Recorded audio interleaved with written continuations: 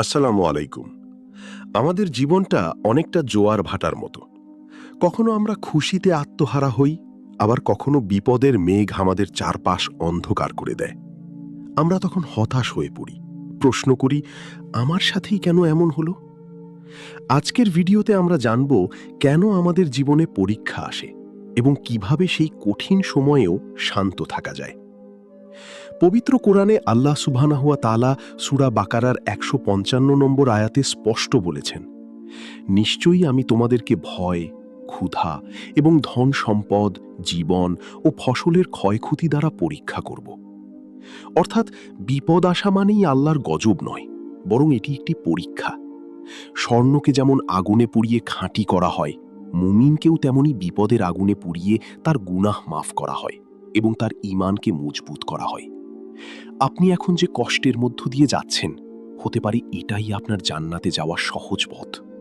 একবার এক ব্যক্তি আল্লাহর কাছে খুব কান্নাকাটি করছিল একটি জিনিসের জন্য, কিন্তু সে সেটি পাচ্ছিল না। সে খুব হতাশ হয়ে পড়ল। কিছুদিন পর সে এক ভয়াবহ দুর্ঘটনা থেকে বেঁচে গেল, শুধুমাত্র ওই জিনিসটি তার কাছে ছিল না বলে। আমরা যা চাই তা আমাদের জন্য সবসময় ভালো নাও হতে পারে। আল্লাহ আমাদের জন্য যা নির্ধারণ করে রেখেছেন তাই সর্বোত্তম। কারণ আমরা শুধু বর্তমান দেখি, আর আল্লাহ আমাদের ভবিষ্যৎ দেখেন। তিনি জানেন কোন পাথরটা সরালে আপনার পথের কাঁটা দূর হবে। বিপদে পড়লে ৩টি কাজ দ্রুত করুন। সবর, ধৈর্য। প্রথম আঘাতেই ধৈর্য ধরুন। অস্থির হয়ে কোনো ভুল সিদ্ধান্ত নেবেন না। সালাত, নামাজ। সেজদায় গিয়ে আল্লাহর সাথে কথা বলুন। আপনার সব কষ্ট তাকে জানান। তাওয়াক্কুল, ভরসা। মনে মনে বলুন, আল্লাহ যা করছেন আমার ভালোর জন্যই করছেন। মনে রাখবেন, কষ্টের পরই স্বস্তি আসে।